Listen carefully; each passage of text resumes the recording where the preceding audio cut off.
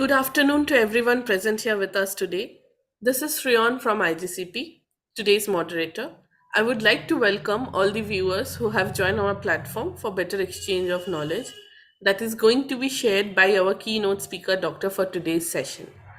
With much pleasure and honor, I would like to welcome a very renowned doctor, Professor T. Nirmal Frederick. Sir is MSDO, DNB, FICO, FAICO, Managing Director and Consultant Eye Surgeon at Nirmal Eye Hospital, Tambaram, Chennai. Sir is President of TNOA, Formal Assistant Professor of Ophthalmology, CMC and MMC. With the help of Sir and his wonderful insight, we will be taking a close look on today's topic, which is glaucoma. Now, without any further delay, I would like to welcome Sir at our forum and would like to hand over the session to him. Over to you, Sir. Thank you. So good afternoon, everyone, and it's indeed a great pleasure to meet you all through this web portal. And so today's topic is on glaucoma update. And this is quite special because March happens to be the World Glaucoma Week from March 10th to 16th of March. And this year's theme is Uniting for a Glaucoma-Free World. So this is organized by the World Glaucoma Association and the Global Glaucoma Network, in which we are all members. Our hospital is part of the World Glaucoma Patient Association and World Glaucoma Association. And we've been spearheading this commemorative week since 12 years. So why do we need a special week-long commemoration for glaucoma? So there are so many diseases that calls for attention, and why we should have or why should we unite for a glaucoma-free world. So this is the aim of this week and as well as my talk, and see how we can sensitize our medical professionals to unite for a glaucoma-free world.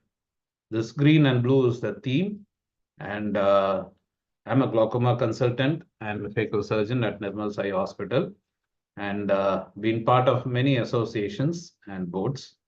So let me take you through this session, and if you are having any questions, please feel free to ask the questions. This may not cover the entire spectrum of glaucoma, but I will focus on the important aspects of this public initiative. So we all know that maybe those who have gone through ophthalmology recently would remember and recollect this type of presentations or this picture. So what you can see here is a picture. So what if all you could see was this?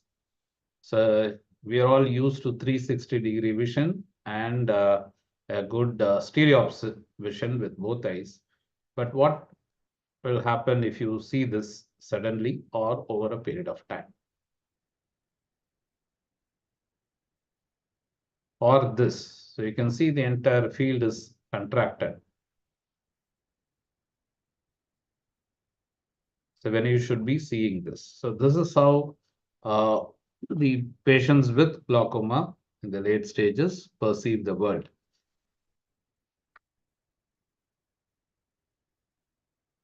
Right. So patient with advanced glaucoma only see a part of the whole picture. And as the disease progresses, they can see becomes progressively smaller. So, and eventually many of them lose sight and go blind. So my focus is on defining glaucoma and telling its significance in ophthalmology and its impact on global health. So we all know glaucoma anyway as a disease of the optic nerve that carries millions of nerve fibers and connect the eyes with the brain. This is basically similar to the camera and the software and the computer. And once the nerve fiber are progressively damaged, like a wire that becomes progressively frayed, the data capture as well as data sending to the computer is affected. So what causes glaucoma? So basically, glaucoma is a disease where the intraocular pressure increases. So this is the common definition. And because of slow fluid drainage, this pressure builds up slowly or suddenly and damages the optic nerve. So the optic nerve damage can occur at different levels of eye pressure. It can happen in low pressure, it can happen in normal eye pressure, as well as high intraocular pressure called as ocular hypertension. So when everything put together, the optic nerve damage, the raised intraocular pressure with field defect, we call it as a spectrum of disease called glaucoma. So the treatment aims to reduce the risk of further optic nerve damage by reducing the eye pressure. So basically, these are the two mechanisms. Too much fluid inside the eye increases the eye pressure and affects the optic nerve. And this high pressure continuously damages the optic nerve. So what happens when the optic nerve is damaged, and how do the patient present to the medical professionals or the paramedical professionals? So basically, they feel that more light is needed to see, and the letters appear faded when reading, difficulty seeing object in the sight. So that is all, the peripheral vision is affected, and vision is blurry. This is a common complaints, and some areas are darker or missing. They tend to bump into the walls or into a vehicle or into each other. So what are the symptoms? So basically, initially, there will not be any symptoms, but some patients do feel halo around the lights. When you see a single light, they can see multiple halos, colored halos. The object will be blurred or the faces will be blurred, or later on they can get this tunnel vision. And very often some patients complain about red eye and pain in the eye. And of course, vision loss is one of the common complaints in the later part of the disease. So what happens when the optic nerve is damaged? It is a one-way road down the hill, because this optic nerve damage is a continuous process. And what we need to do is we have to identify early and reduce that part. So progressive loss of contrast is another significant issue that can affect the patients. Right. So symptoms wise, mostly it is innocuous and varied symptoms. But the end of life, some of the patients are blind. So 24.1% are blind in one eye, and 10.6% are blind in both eyes if not treated, or the eye pressure is not reduced in between. So over a period of time, significant. So this is the next part is about significance of glaucoma in ophthalmology and its impact on global health. Why do we need to address this glaucoma? Why do we need to have a special commemorative week to raise awareness? So this is the global data.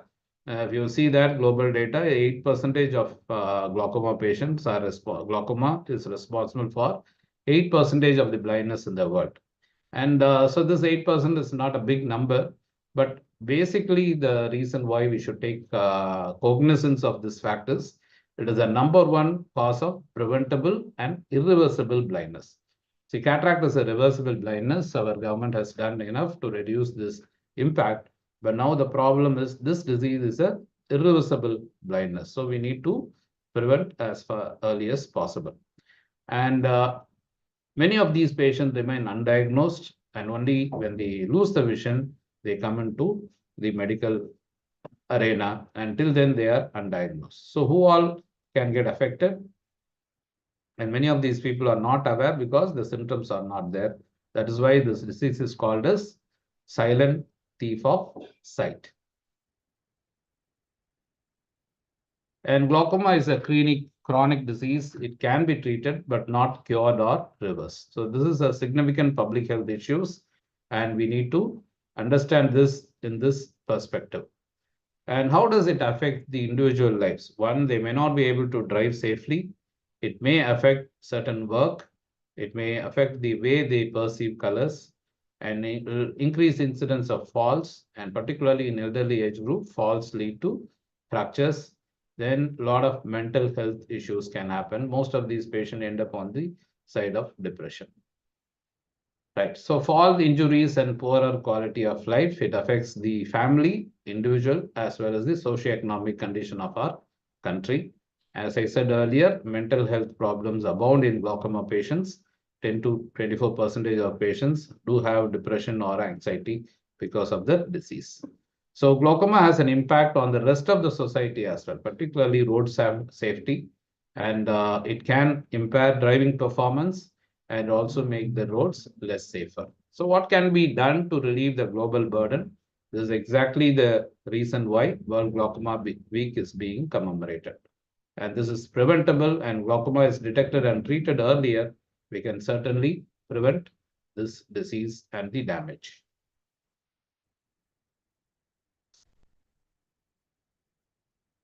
Right. So how we'll go to the main topic. These are the symptoms of glaucoma: pain, redness, halo vision, and blurred vision. Some of them might be related to other disease also, particularly cataract or red eye. So you have to do a thorough diligence and a proper examination and investigation to rule out the other causes of pain and redness. So these are the risk factors. Have family members with glaucoma. Glaucoma is a genetic component, disease with a genetic component. If patients are over 45 years of age, have poor vision, have diabetes, taking steroid medication. Steroids can increase the intraocular pressure. There is a subgroup of patients called steroid responders. So even with the topical medication, their eye pressure keeps increasing, or previous eye injury. So if you come across patients with these risk factors and they complain of any symptoms, please refer for glaucoma evaluation.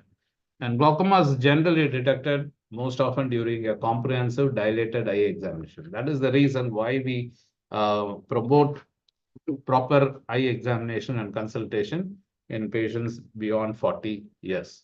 And so how do we diagnose? So basically it starts with the comprehensive eye examination.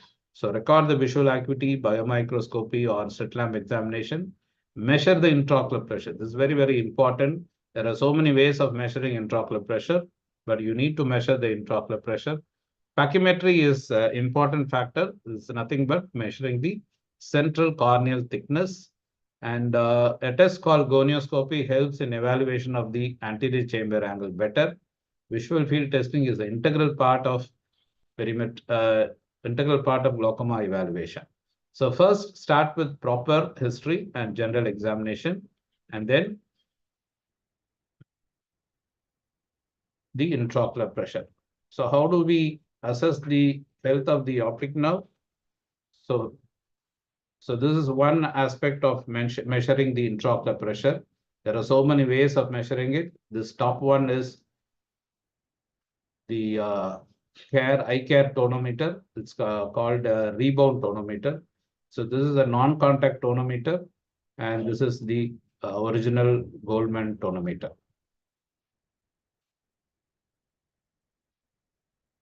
So basically, the second aspect of glaucoma diagnosis is measurement of intraocular pressure with various means. And this is the normal intraocular pressure. 13 to 18 should be considered as a normal range. So beyond 18, it should be considered on the higher side. And there are various other factors that influences the measurement of intraocular pressure. One is the central corneal thickness.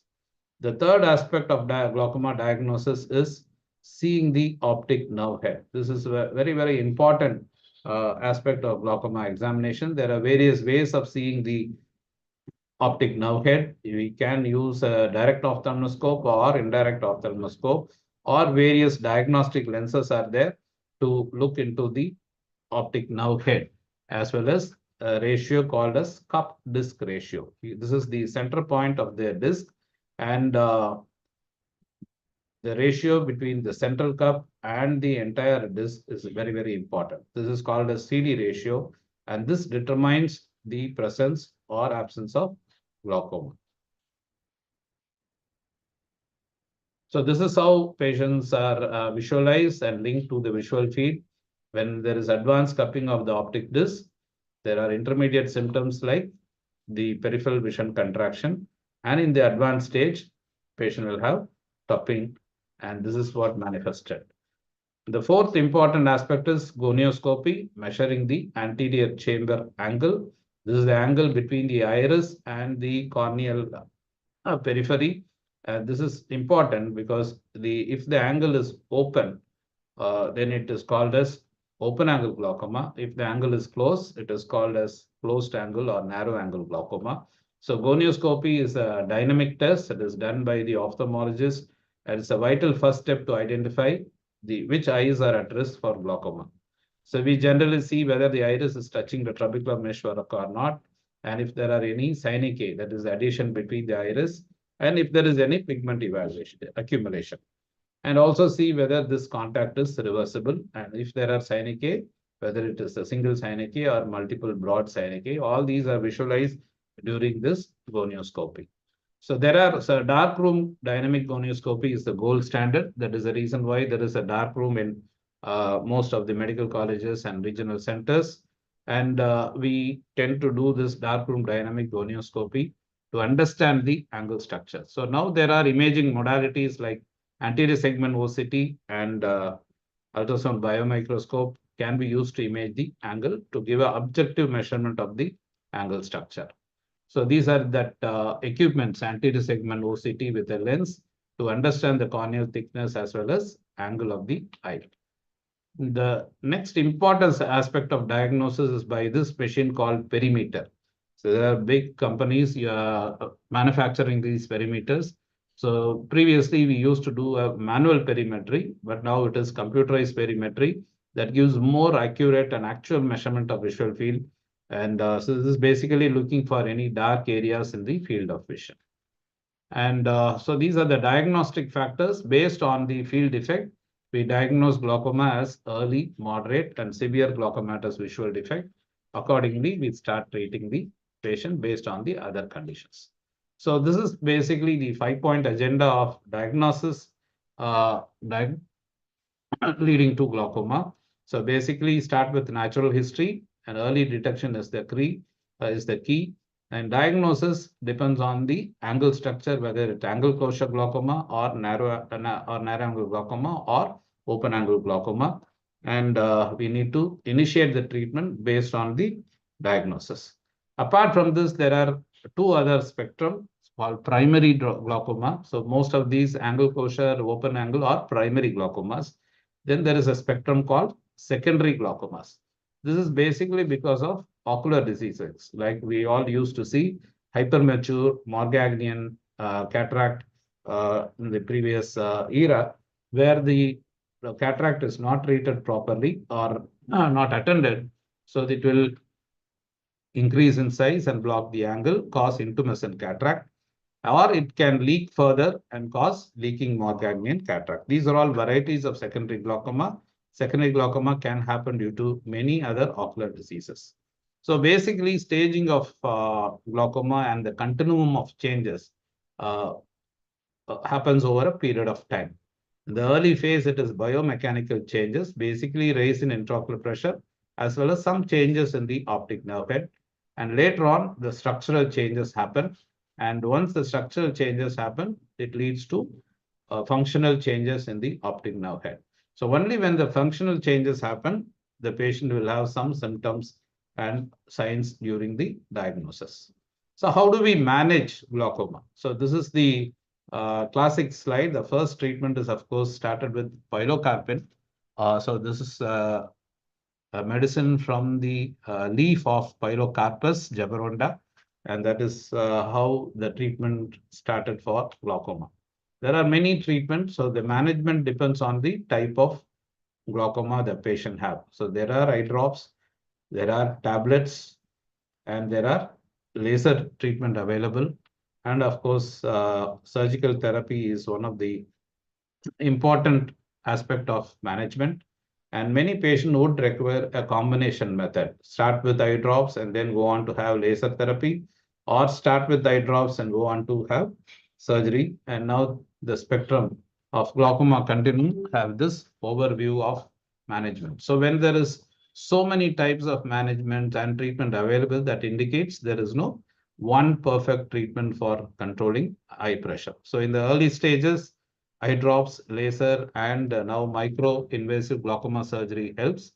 And in the late stages, patient would need, apart from the drops and laser therapy, they might need mix as well as bleb surgery or trabeculectomy surgery. So it all depends on what stage the patient presents with and what are the comorbidities for the patient. So let me start with primary angle closure glaucoma. How do we manage this? This is less common than open angle glaucoma and usually have acute presentation and visual disability similar to that of POAG. But in the Asian context, 86% of angle closure is of all glaucoma is angle closure. There are various stages in angle closure glaucoma: latent, subacute, acute, chronic, and absolute. Acute stage is the one patient presents acutely to any emergency, not only for eye hospitals, but also they can present as acute abdominal pain or vomiting and a severe headache. So they can land up in any specialty or in emergency care. So we need to be aware of this condition called acute angle closure glaucoma, and particularly when the eye pressure shoots beyond 30 or 40, patient will have severe acute pain. So when you check the eye with a torchlight, you can see that the anterior chamber is shallow and the angle is closed or very narrow, and see the eye is tense. So this is basically happens in patients with anatomical predisposition like hypermetropia or plus power, patients wearing plus power glasses. So this is the important pathophysiological aspect in angle closure glaucoma. So there is a entity called pupillary block. So the iris get in touch with the lens, anterior surface of the lens, and fluid aqueous gets collected behind the iris diaphragm. Over a period of time, this pupillary block intensifies and the pressure rises, and the peripheral iris gets close to the cornea. So the eye pressure further increases and causes acute congestive angle closure glaucoma. Here, if you see, the cornea will be edematous and hazy. The pupil will be dilated because of the raised pressure. The pupil will not act, unreactive pupil, and the eye will be red. So circumcorneal congestion will be there. The anterior chamber will be flat or shallow, and the angle closure, if gonio is possible, gonioscopy, then the angle will be closed all around. So how do we treat this condition? Ideal or is to start with a laser iridotomy. We can also do a surgical iridotomy.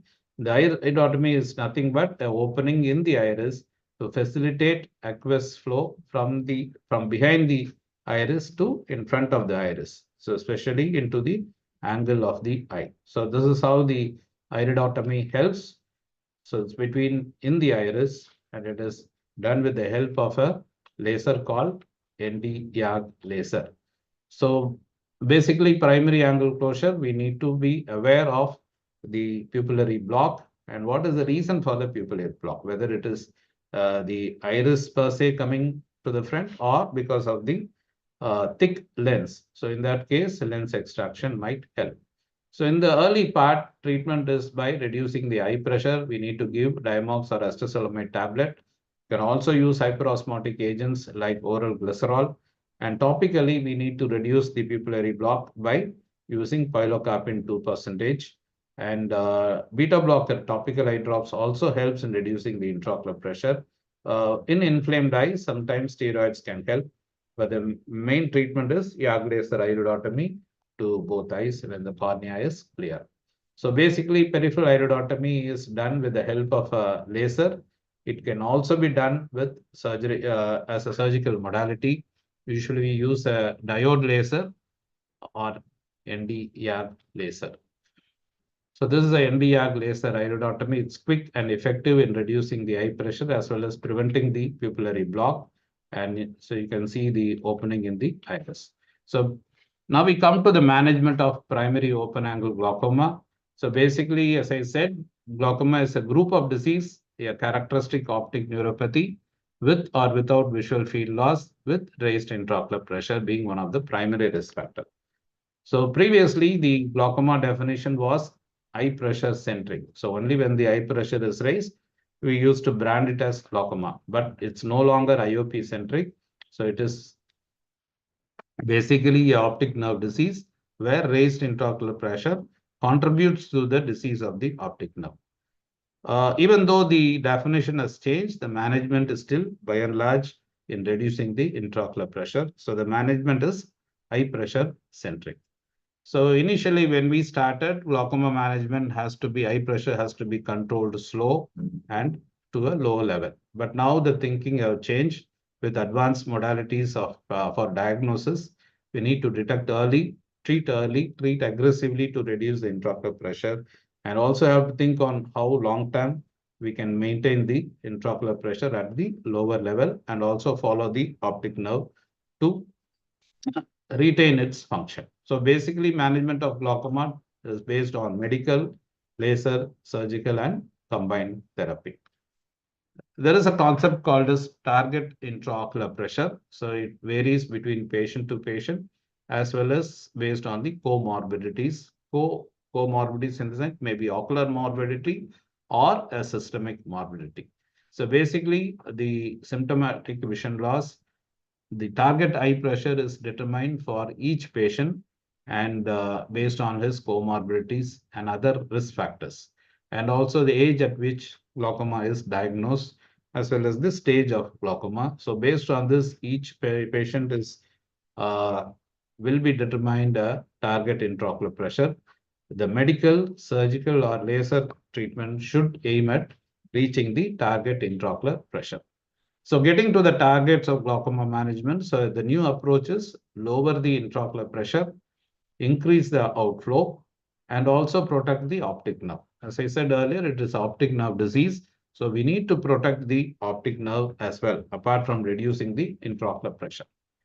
So choice of a drug. So a lot of glaucoma medications are now available, but the choice of the drug depends on the age of the patient, the systemic conditions. People having diabetes, hypertensive, or asthma may not be able to take beta blockers.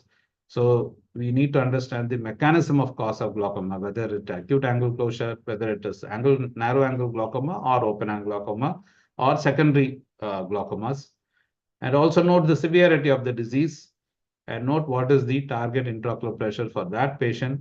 The economic condition, the glaucoma medications are extremely costly. There are other treatment modalities. Now, the new age therapy like micro-invasive glaucoma surgery, the stents are all a bit costlier. So we need to look at the economic condition of the patient as well as compliance to treatment is very, very important because glaucoma medication have to be applied over a period of years.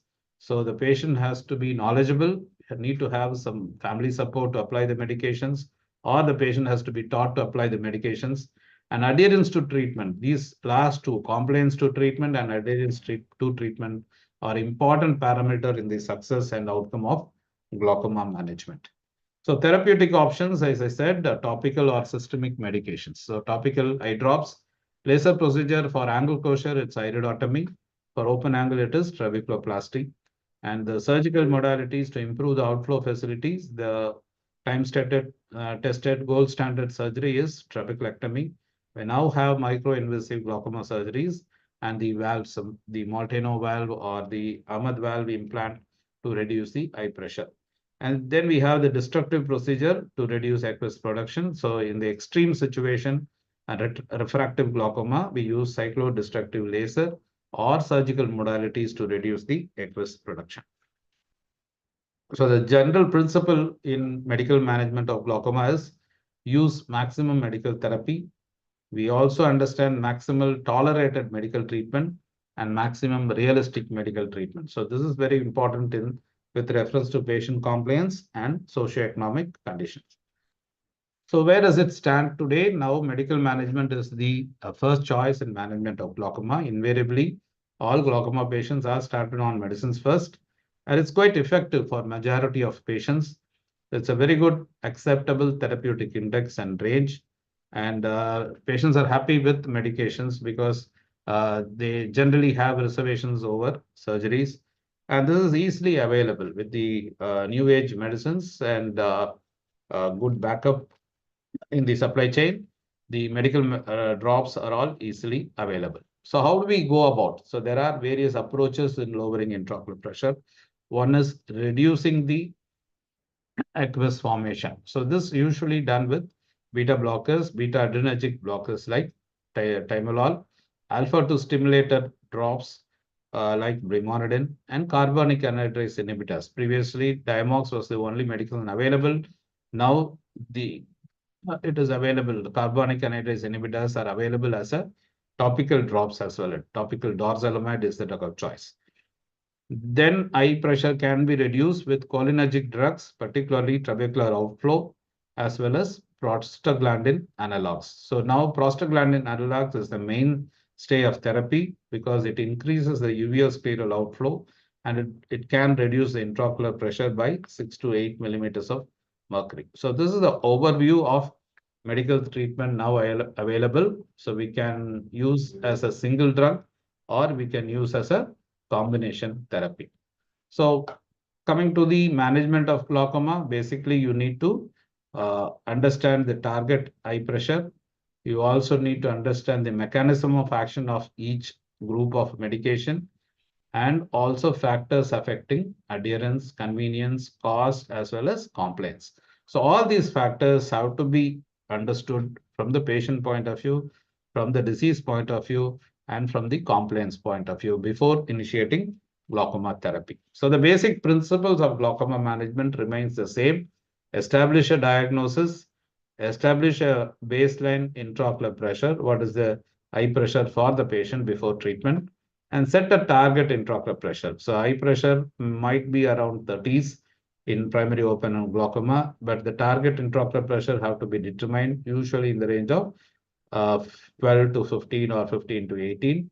And then we have to initiate therapy with single drug. And if it is not responding, we'll add combination medication or the second drug and then follow up the patient. So this is the basic principle of glaucoma management. So when to consider surgical therapy, it's very important because so at some point of time, the medical management will fail or even beyond with maximal medical therapy, the eye pressure may not be controlled or the optic nerve continues to be damaged. So in that case, we need to consider surgical therapy. So how do we assess that the optic nerve condition and pressure is not getting controlled? So this is one patient we had in spite of maximal medical therapy. We can see the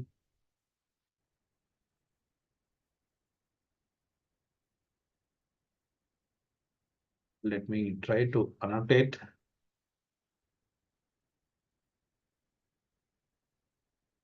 Okay, I think this annotation is not working. So we can see the field where it is grossly damaged. So this is in spite of maximal medical therapy. And the cupping is almost 80% in the right eye and 90% in the left eye. This is basically because of poor compliance of these patients. So there is continued optic nerve damage and raised intraocular pressure in spite of maximal medical therapy. So then we resorted to surgical treatment. We did a trabeculectomy for this patient. So this is advanced glaucomatous eye disease. You can see the classical tunnel vision in the field. And so entire peripheral part of the vision is lost. So this patient had to be taken for surgical control. So basically, the surgical option for glaucoma depends on primary open angle or angle closure glaucoma. So in the primary open angle, so there are new treatment now, non-penetrating filtering surgery or micro-invasive glaucoma surgeries. And then there is a penetrating surgery called as trabeculectomy. Trabeculectomy used to be the gold standard treatment for glaucoma. It still is in many centers. And then there are glaucoma drainage devices. I'll just highlight some of the surgical treatments. So when do we go for glaucoma surgery?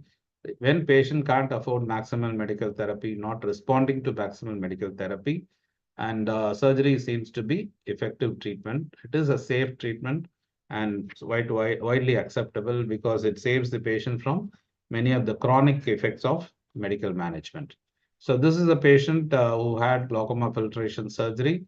So we need to understand the indications, the techniques, and complications.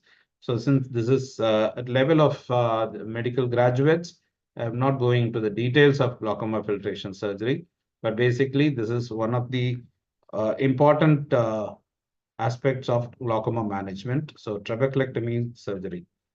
So there is a lot of hidden challenges in glaucoma management apart from medical therapy, the cost, complications, and the compliance factors. Surgery again, it is a definitive therapy, but it has its own post-operative and intraoperative complication and demands a lot of skill in doing the surgery. So what are the hidden challenges? So you all come across patients with general systemic health. Many of the glaucoma patients do have other comorbidities. So most of the agents that we use are systemically pretty safe, particularly topical eye drops. So I've seen patients medication being stopped because they've gone in for other specialty treatment. So if you come across any glaucoma patients on topical medications, please ask them to continue the medication. So if you are going to treat some other disease, for example, diabetes, hypertension, or cardiac disease, or even asthma, so ensure your patients continue to use glaucoma topical medications. And we also need to be aware that beta adrenergic antagonists in patients with asthma, bradycardia can have systemic issues. So we have to take a proper drug history and take the systemic health also into consideration. And side effect generally covered in individual medication. Uh, Some of the common drugs, so particularly if you are giving oral Dimos for to reduce intraocular pressure, for a longer time, patient can go in for hypokalemia and metabolic changes, and patients on topical beta-adrenergic antagonists like brimonidine can cause profound bradycardia. So if a patient is on oral beta-adrenergic antagonists, so adding a topical agent may not add much. So you have to ask the drug history before initiating medical therapy. And there are certain potential side effects. So patient will be more focused on side effect rather than the main effect that the optic nerve is getting damaged with every passing day with raised intraocular pressure. Some of them are burning sensation with Dorsox or dorsalamide and funny taste with oral carbonic anhydrase inhibitors like Diamox. So you have to reassure them, and this is basically a short-term therapy and continue to use the medication. And this lash growth with prostaglandin analog is one side effect. So generally, patients are concerned about the red eye as well as high lash growth with prostaglandin analogs. We need to reassure the patient that these are all trivial side effects and over a period of time, this will not bother them. Cost is an important parameter in having medical therapy for glaucoma because the medications given over a period of time is costly. So generally, we do a economic risk assessment also for the patients and try to optimize the cost based on single medication or combination medications. And some patients who cannot afford medical therapy, we have to take in for surgical therapy. Lifestyle is also important because if many of these drugs are twice a day or thrice a day. So which means if you apply 9 drops a day with 3 to 5 minutes of nasolacrimal duct occlusion, patient will be spending anywhere between 45 minutes on drug application alone. So we have to consider these lifestyle factors also, and particularly when you are giving to other systemic medications, it's important we rationalize the medications. So generally, my treatment algorithm for glaucoma is unless the eye pressure is very high, start with a single agent, single like prostaglandin inhibitor, prostaglandin analogs like travatan or latanoprost once a day. So this is given at 9 p.m. So at the end of the day, patient applies 1 drop and close their eyes for 5 minutes and go to bed. So then reevaluate in a few months, check the eye pressure regularly, check the visual field effect as well as optic nerve damage. If there is minimal effect um, with reference to eye pressure as well as the optic nerve head changes, we can say that this medicine is not working properly and then try to add the second medication. But if the eye pressure is controlled and the field damage as well as optic nerve is looking good, we continue with the main first agent. And so this follow-up is very, very important in optimizing the proper therapy for patients. So make sure the patient needs treatment. These are some of the practice pearls for the general physician as well.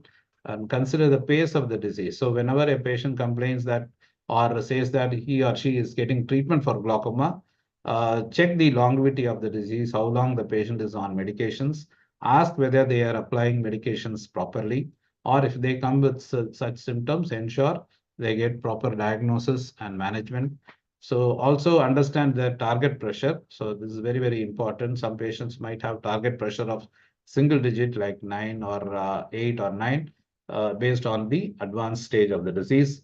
Also consider cost and give written instructions to the patients. So ensure when you are giving or treating a patient with multiple diseases, so give written instructions that topical medication or glaucoma medication should not be stopped to protect the optic nerve. So basically, the management of primary glaucomas, we need to treat the patient, not the abstract concept, the eye pressure. We have to treat the person as a whole and not only the eye disease. So we have to understand who is this person, how can we preserve or enhance this person's health, and does this person have a complication, whether it is ocular complication or comorbidity? What is the stage of this comorbidity? What are the other diseases this patient have, whether diabetes, hypertension, cardiac disease, or asthma? So we have to treat that condition as well as glaucoma. And if patients are on multiple medications and with these risk factors, ensure the eye pressure and glaucoma part is also followed up in a proper way. So what are the factors controlling eye pressure? That's very, very important. And for glaucoma management, frequent eye checkup and regular follow-up are essential. So basically, we need to customize the glaucoma therapy to the particular individual.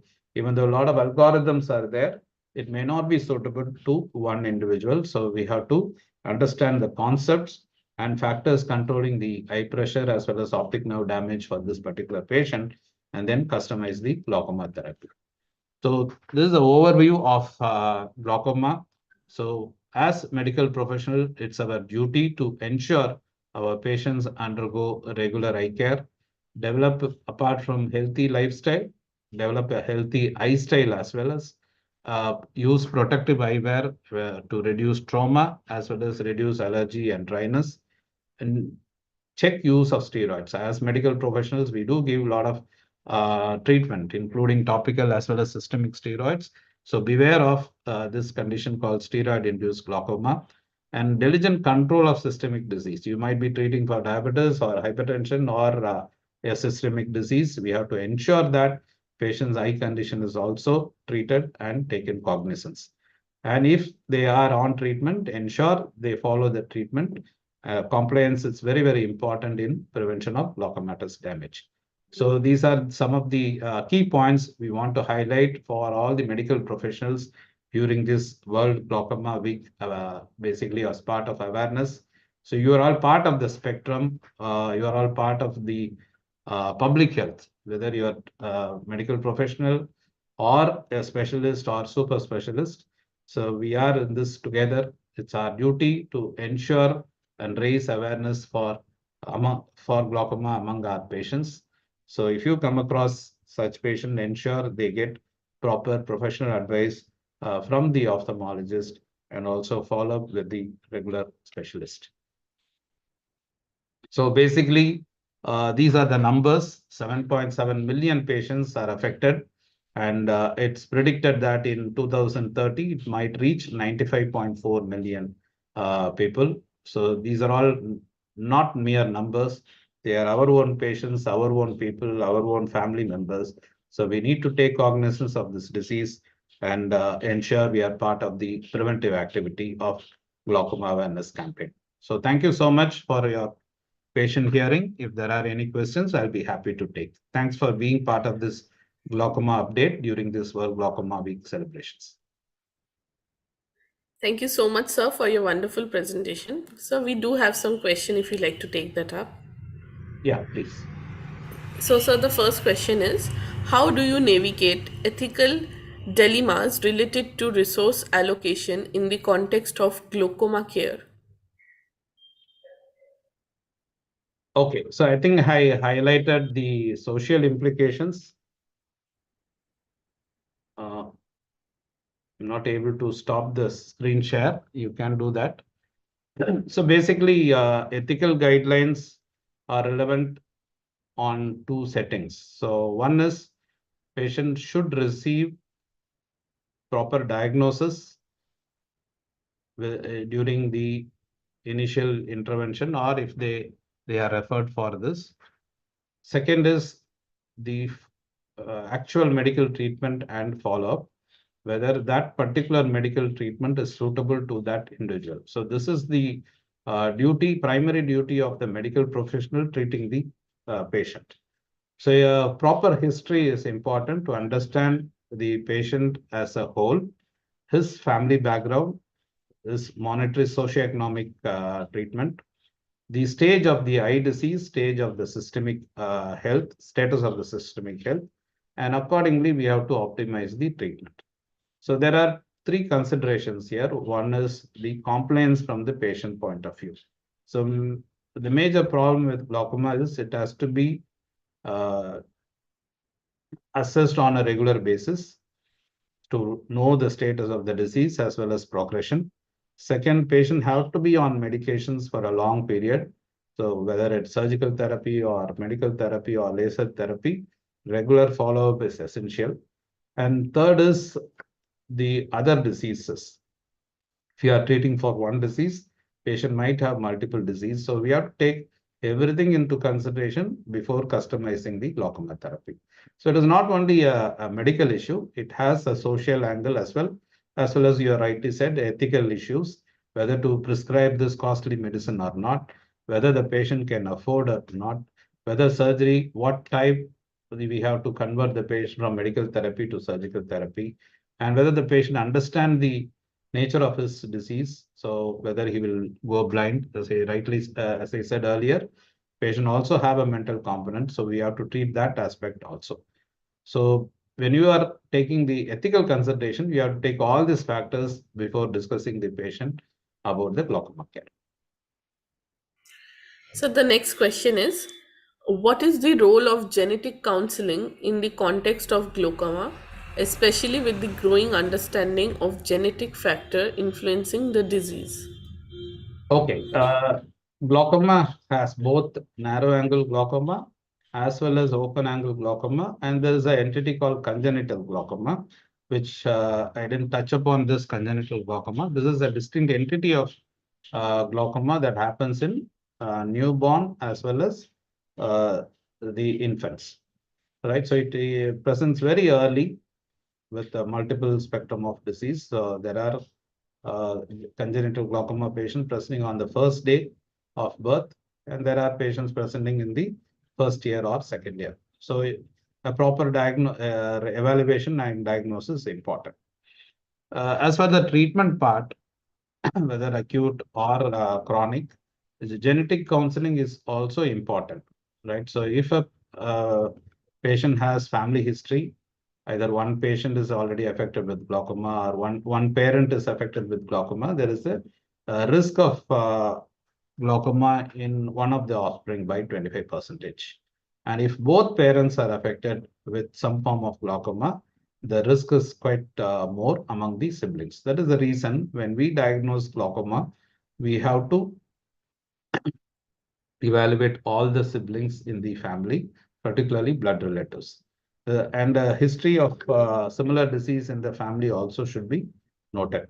The third aspect is genetic counsel. If two uh, individuals with glaucoma marry, so then there is a huge genetic risk of the offspring getting the disease. So their genetic counseling is mandatory. We look for a protein which transmits the glaucoma gene, and patient have the both the individuals have to be counseled for it. So it all depends on the type of glaucoma the patient has, and the individual has to seek genetic counseling with proper gene analysis, chromosome analysis, and accordingly they have to be counseled. Thank you so much, sir. There is one last question from our audience.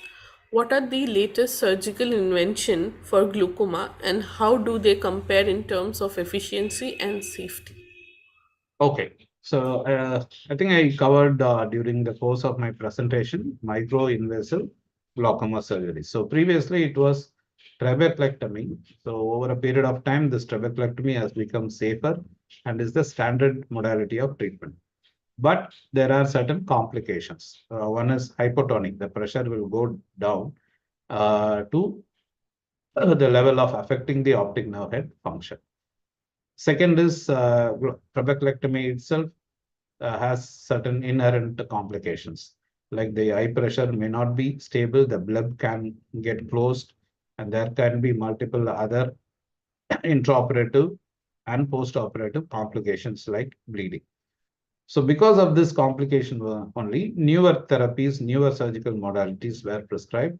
So these are called microinvasive glaucoma surgeries. So what is the microinvasive? Because the incision size is very small. So less than 1.8 millimeter, you can insert a stent. So there's one device called iStent. So which drains the aqueous into the trabecular meshwork and through the trabecular meshwork and Schlemm's canal directly. So it can happen in one stent or two stent. So the it is minimally invasive, less complications, and the efficacy is quite good. And there's not much of surgical trauma, so it can be repeated multiple times. So then there are angle surgeries, like with a blade, we put an incision over the trabecular meshwork so that aqueous directly drains into the collector channels and the Schlemm's canal. So again, the mechanism is very simple. The surgery is complex because it needs better viewing, good microscope. We need to have gonio prisms and also specialized blade for this. So these are a bit costly procedures, but now the results are very good. The complication rates is low. So patients are happy without medications, and the long-term follow-up need to be, we have to follow them with long-term, how they behave over a period of time. So microinvasive surgery has its own advantages, but at present it is technically demanding. We need, there are very few glaucoma surgeons doing it, and the cost wise, the stent cost and the blade cost are all bit high. So over a period of time, once the safety efficacy is established, and we tend to do in lot of patients, the cost may come down further. There's a lot of hope for glaucoma patients because this microinvasive glaucoma surgery is evolving with very good results and happy patients. Thank you so much, sir, for answering all our questions, sir. That's all from our audience. And before concluding today's session, sir, any last remark from you? So I think I've given enough request from the medical professionals. This World Glaucoma Week, if you come across any of your patients under the risk profile beyond 40, having a family member with glaucoma, with ocular symptoms, eye signs and symptoms, uh, so think of glaucoma. So ask them to visit a eye hospital or a glaucoma specialist. Ask them to take cognizance of the eye pressure, optic nerve damage, as well as have a complete evaluation. At least one yearly evaluation for glaucoma is mandatory beyond the age of 40 years. And if they have comorbidities like diabetes or hypertension, please ensure these people have professional eye advice on a frequent basis. And of course, control glaucoma and reduce the use of topical steroids rapidly for every conditions. So this is an important request to all our general practitioners and other specialists who are prescribing eye medications to patients. So join the ophthalmologist in raising awareness for this preventable eye disease in our society and community. So you are welcome to join the entire World Glaucoma Association in trying to control this disease becoming a major health factor. Thank you so much, sir, for joining us today. And with your permission, sir, I would like to